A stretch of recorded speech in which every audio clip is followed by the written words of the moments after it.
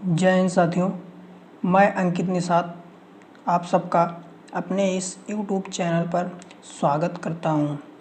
आज हम building material से एक ऐसे टॉपिक की बात करेंगे जिससे हर एक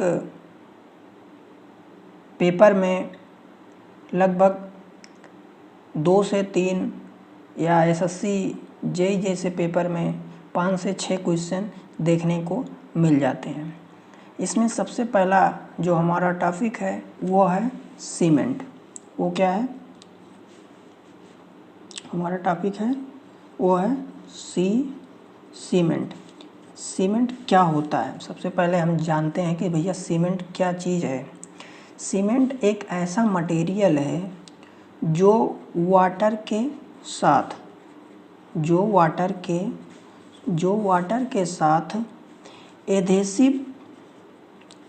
एधेसिव एंड कोहेसिव प्रॉपर्टी रखता है।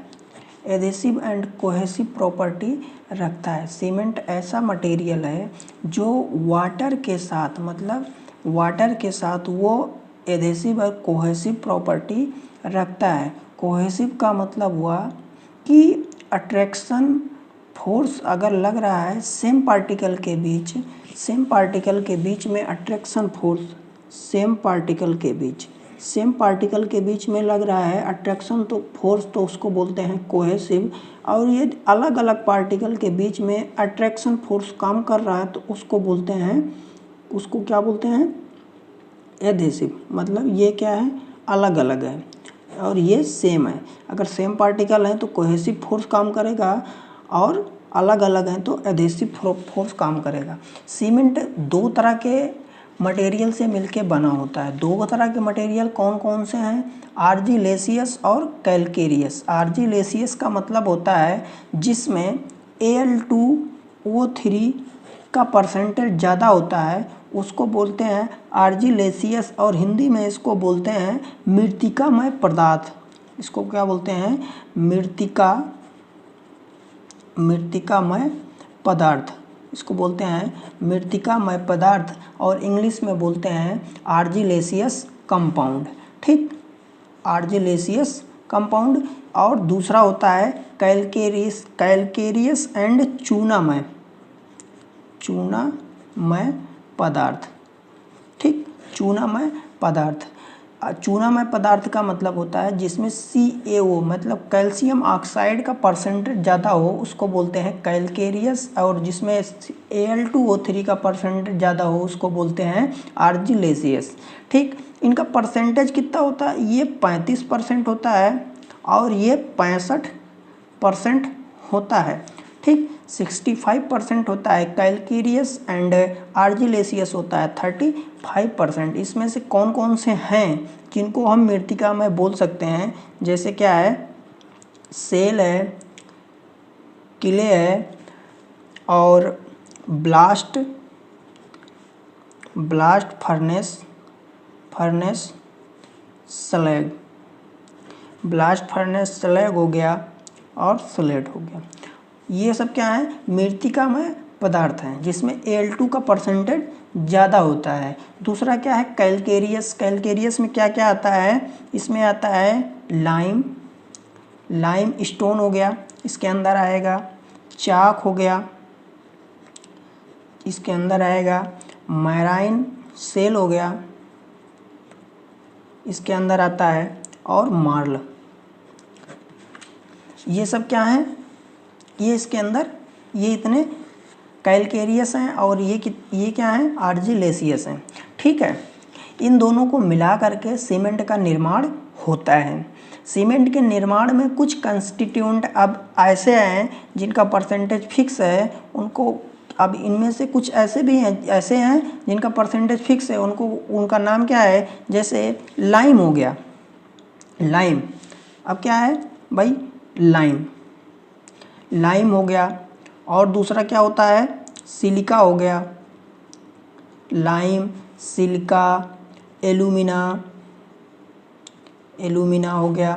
लाइम हो गया, सिलिका हो गया, एलुमिना हो गया। इसके बाद इसमें आता है आयरन ऑक्साइड हो गया, आयरन ऑक्साइड हो गया, और मैग्नीशिया हो गया। आयरन ऑक्साइड के बाद मैग्नीशिया हो गया, इसके बाद सोडा और पोटास। ठीक, इन सब का परसेंटेज क्या क्या है? लाइम होता है 60 to 65%, 60 to 65%। सिलिका कितना होता है? 70 to 25%। एल्यूमिना कितना होता है? एल्यूमिना होता है 3 to 8%। और आयरन ऑक्साइड कितना होता है? 0.5 to 6%। मैग्नीशिया कितना होता है? 0.5 to 4%। सोडा या पोटास ये कितना होता है? इसमें 0.5 to 1%। ठीक, इनका एवरेज अगर हम लेते हैं तो एवरेज कितना होगा? एवरेज कितना होता है? एवरेज में हम लेते हैं, इसको हम लेते हैं 63%, और इसको लेते हैं कितना? इसको हम लेते हैं 20%, 20 या कहीं कहीं हम 22 भी देखते हैं। और इसका परसेंटेज होता है 6%, और 3% इसका हो गया। इसके बाद आगे बढ़ते हैं तो इसको भी हम 3% लेते हैं, और इसका 1% लेते हैं। अब हम देखते हैं इनका कि इनका अलग अलग काम क्या है। अलग अलग काम, जैसे सबसे पहला हमारा क्या है? लाइम है। तो लाइम का क्या काम है? लाइम का काम है स्ट्रेंथ को कंट्रोल करना। स्ट्रेंथ को ये कंट्रोल करता है। ठीक है, स्ट्रेंथ ये होता है, स्ट्रेंथ को कंट्रोल करता है, स्ट्रेंथ को कंट्रोल करता है।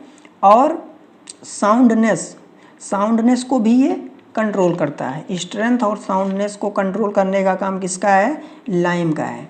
ठीक है, और यदि इसकी कमी हो जाती है तो ये स्ट्रेंथ को कम कर देता है, स्ट्रेंथ को कम कर देता है, और सेटिंग टाइम को भी कम कर देता है यदि लाइम की कमी हो जाती है तो। इसके बाद फिर हमारा आता है सिलिका। सिलिका क्या करता है? ये तो भाई पहला नंबर तो ये स्ट्रेंथ देने का काम करता है। सिलिका क्या करता है? स्ट्रेंथ देने का काम किसका है? सिलिका का है। सिलिका का काम है क्या है? स्ट्रेंथ देने का। ठीक है, ये क्या है? स्ट्रेंथ देता है, ये स्ट्रेंथ देता है। और एक्सेस अगर इसका परसेंटेज जो है वो ज़्यादा हो गया तो ये क्या करता है? सेटिंग टाइम को स्लो कर देता है। सेटिंग टाइम को स्लो करने का मतलब हो गया कि सेटिंग टाइम को बढ़ा देना। सेटिंग टाइम को बढ़ा देना मतलब सेटिंग टाइम स्लो हो गया, इसका मतलब हो गया कि सेटिंग टाइम बढ़ गई। ठीक है, अलग अलग मतलब है दोनों का, तो आप लोग ध्यान से समझेंगे इस बात को। इसके बाद हमारा आता है एल्यूमिना। एल्यूमिना क्या करता है? एल्यूमिना जो है वो रिस्पॉन्सिबल होता है क्विक सेटिंग के लिए। एल्यूमिना क्या है? क्विक सेटिंग के लिए रिस्पॉन्सिबल है, क्विक सेटिंग के लिए रिस्पॉन्सिबल है। अगर ये ज़्यादा, इसका परसेंटेज ये ज़्यादा हो गया तो ये स्ट्रेंथ को कम कर देता है। ठीक है, ये क्या है? क्विक सेटिंग के लिए रिस्पॉन्सिबल है। अगर इसका परसेंटेज ज़्यादा हो गया तो ये क्या करता है? ये हमारे स्ट्रेंथ पे असर डालता है और उसकी स्ट्रेंथ को वो कम कर देता है। स्ट्रेंथ को कम कर देगा यदि इसका परसेंटेज ज़्यादा हुआ तो। ठीक है, अब आयरन का काम है कि कलर देना। कलर क्या करता है? ये कलर देता है। और फ्यूजन का मतलब ये सारे इंग्रेडिएंट जो होते हैं इनको एक भट्ठी में ले जाके फ्यूज किया जाता है, मतलब इनको तपाया जाता है, यानी कि गर्म किया जाता है तो आपस में, जिससे ये आपस में मिल जाएं, मतलब फ्यूज हो जाएं। उस फ्यूजन को करने के लिए जो होता है हमारा आयरन, वो क्या होता है? रिस्पॉन्सिबल होता है।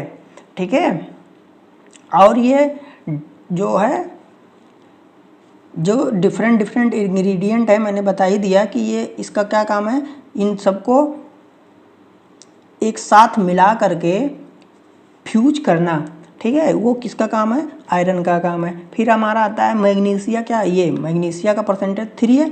ये क्या करता है? ये कलर इम्पार्ट करता है। इम्पार्ट करने का मतलब देखिए, आयरन जो है वो कलर देता है, लेकिन ये मैग्नीशिया क्या करता है? इम्पार्ट करता है। कि इसका मतलब हो गया ये कलर क्या करता है?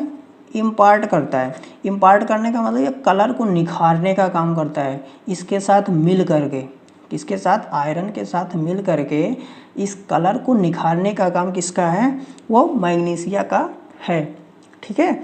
और ये हार्डनेस के लिए भी रिस्पॉन्सिबल होता है। लेकिन यदि इसका परसेंटेज ज़्यादा हो गया तो क्या करता है, ये हम हमारे मोटार में, जिससे हम सीमेंट का मोटार जो बनाते हैं उसमें क्या करता है, वो क्रैक पैदा करता है। हमारे अंदर हमारे मोटार के अंदर जो है वो क्रैक पैदा करता है, जिससे हमारा सीमेंट जो है वो अनसाउंड हो जाता है, ठीक है। अब हमारा क्या आता है, सोडा और पोटास। सोडा और पोटास, सोडा और पोटास का जो काम है वो सीमेंट के अंदर जो है एक्सीलरेटर का काम करता है। लेकिन यदि ये ज़्यादा हो गया, यदि ये ज़्यादा हो गया तो क्या करता है, ई फ्लोरेसेंस का काम करता है, ठीक है। ई फ्लोरेसेंस का काम करता है। आगे हम देखेंगे ई फ्लोरेसेंस क्या होता है, ये आगे हम डिस्कस करेंगे क्या चीज़ है, क्या टेस्टिंग होती है इसके लिए, क्या चीज़ है वो हम आगे देखेंगे, ठीक है। या आशा करता हूँ आप लोगों को यहाँ तक समझ में आया होगा। आगे हम देखेंगे कि सीमेंट में बोक कंपाउंड कौन कौन से हैं और इनका काम क्या है, इनका परसेंटेज कितना होता है, ठीक है। यदि आपको वीडियो पसंद आती है तो आप लोग लाइक करिए, कमेंट करिए। यदि नहीं पसंद आता है तो डिसलाइक करिए, लेकिन डिसलाइक क्यों किया इसको ज़रूर बताएं। जय हिंद, जय भारत।